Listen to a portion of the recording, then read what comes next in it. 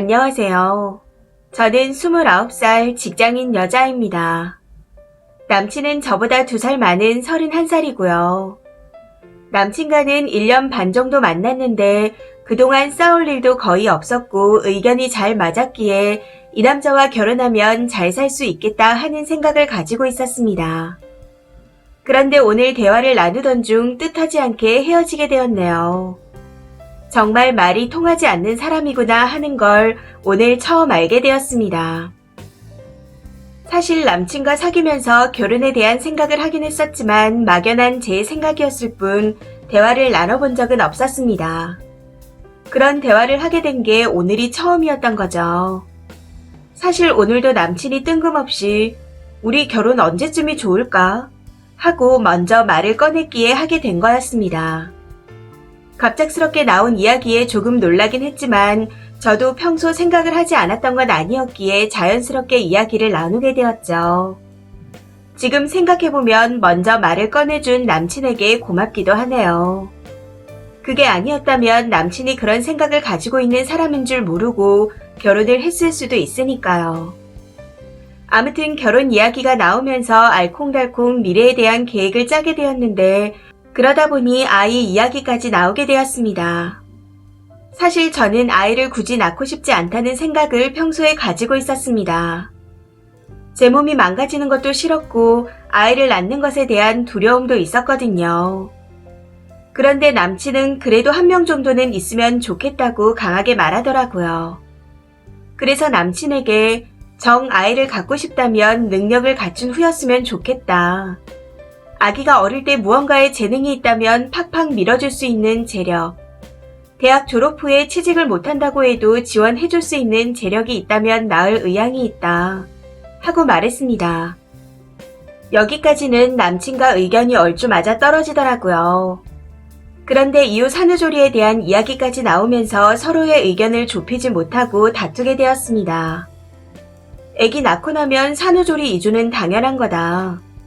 막말로 남자는 씨만 주면 끝이지만 여자는 10개월 동안 아기를 품으면 살이 트고 군살이 생긴다. 그리고 뼈가 벌어지고 약해지는 등 신체적 변화를 모두 견뎌내야 한다. 물론 그걸 2주 안에 제자리로 돌릴 순 없겠지만 2주라도 못하면 여자 몸엔 병이 난다. 그렇다고 애 낳고 나서 맞벌이를 안 하겠다는 건 아니다. 그리고 그걸 핑계 삼아 몇 개월 내내 집에서 놀고 먹겠다는 것도 아니다. 최소한의 산후조리는 필수라고 생각하기에 꼭 할 거다. 하고 제가 먼저 남친에게 말했습니다. 저는 아기를 낳은 후 산후조리를 하는 것 자체가 당연하다고 늘 생각을 하고 있었기에 남친도 그렇게 생각하고 있을 거라고 믿고 있었습니다. 물론 모두 다가 그런 건 아니겠지만 대부분의 사람들이 아이를 낳고 난 후 조리원에 들어가니 당연하다고 생각했었죠. 그런데 제 말이 끝나자마자 남친이 너가 원하면 시켜는 줄 거다. 원하는 건 해주겠다. 그런데 그걸 당연하다고 생각하면 안 된다. 이상적인 가정은 산후조리할 돈을 애기한테 양보해서 애를 더 잘 키우는 데 쓰는 가정이다. 나는 그렇게 하는 게 맞다고 생각한다. 그렇지만 네가 원한다면 산후조리는 해주겠다. 라고 하는 겁니다. 그 말을 듣는데 아니 이게 무슨 말도 안 되는 헛소리지? 하는 생각이 들면서 너무나도 당당하게 말하는 남친의 모습에 어이가 없었습니다. 아니 애 낳고 산후조리원 갈 능력도 안 되면 애를 애초에 안 낳는 게 맞는 거 아니냐? 아이를 낳는 게 쉬운 일인 줄 아냐? 내 몸을 갈아서 뱃속에 10달 동안 품었다가 온갖 힘을 짜내서 낳아야 하는 거다. 그렇게 힘들게 아이를 품고 낳은 만큼 몸이 상하기에 조리는 필수인 거다.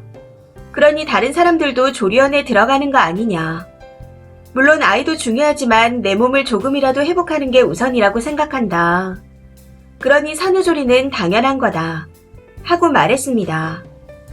사실 여기까지만 해도 어이가 없었는데 남친이 더 황당한 말을 내뱉더라고요. 그럼 아이 낳고 나면 우리 아빠한테 말해라. 다 해주실 거다. 아빠가 아니라도 우리 엄마가 조리해 주실 거다. 라고 하면서요. 이건 또 무슨 헛소린지. 이쯤 되니 더 이상 말할 가치도 들을 가치도 없겠구나 하는 생각이 들었지만 무슨 말을 어떻게 더 할지 궁금하기도 했고 남친의 생각을 조금 더 알아보자 싶어 대화를 이어나갔습니다. 시어머니는 불편하다. 하루 종일 누워서 시어머니가 차려주는 밥상 받을 자신이 없다. 그리고 밤에 아이는 누가 보냐. 조리원에 들어가면 아이 케어까지 다 해주지만 어머니께서 낮에 조리해주시고 밤에 아이까지 케어하실 수 있을 것 같냐. 그렇다고 네가 할 것도 아니지 않냐. 그리고 조리해주신다고 오셨다가 오히려 음식을 해다 바치는 며느리들도 많이 봤다. 물론 어머니께서 그렇다는 건 아니지만 사람 일은 어떻게 될지 모르는 거다. 하고 말했더니 우리 엄만 절대 안 그럴 거다. 우리 엄마가 얼마나 좋은 사람인 줄 아냐? 절대로 그런 일 없으니까 걱정하지 마라. 하고 말하면서 추가 펀치까지 날리더라고요. 그러면서 전지현 같은 연예인들을 봐라. 애 낳고도 그대로다. 하고 마지막 한 방까지 날려주는 겁니다. 너무 기가 차고 어이가 없어 말이 안 나오고 화가 나는데 한편으로는 지금이라도 이런 인간이라는 걸 알아서 다행이다 싶었습니다. 아무튼 결론은 저는 산후조리는 당연하다는 입장이고 남친은 해줄 순 있지만 당연하게 생각하지 마라 하는 입장이었습니다. 그런데 이게 이야기를 하면 할수록 멍멍 짖는 강아지 같은 소리를 뱉어내니 더 이상 들어줄 수가 없더라고요. 그래서 우리 그냥 그만 만나자 하고 한마디 하고는 자리에서 일어났습니다. 제 말에 남친은 당황해서 왜 그러냐며 저를 붙잡았지만 더 이상은 상대하고 싶지 않아 뿌리치고 바로 집으로 와버렸습니다.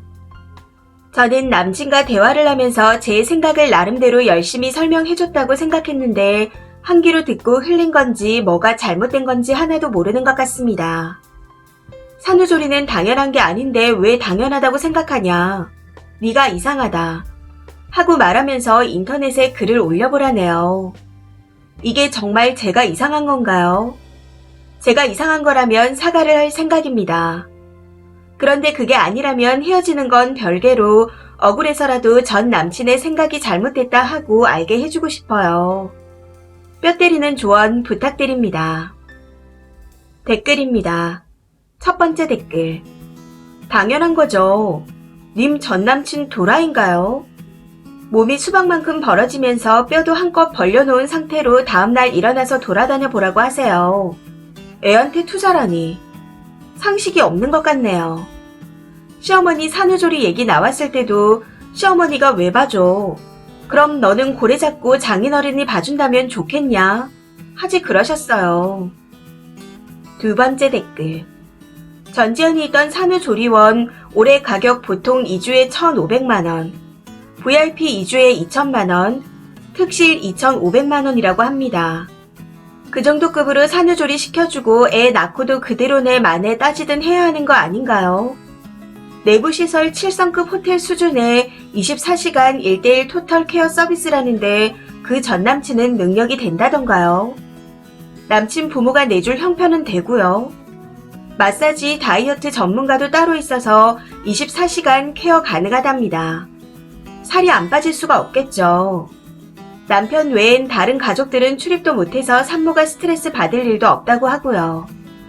산후조리원 갔다 오고도 집에서 양육이며 살림이며 누가 할까요? 설마 연예인이 다 할 거라고 생각한대요. 머리는 장식으로만 달고 다니는 건지. 힘들게 애 낳은 부인한테 저따위 소리 짓거릴 놈이라면 결혼은 물론이고 애 낳으면 안 되는 거 아시죠? 혹시나 해서 하는 말이지만 잘못했다고 빌어도 받아주지 마세요.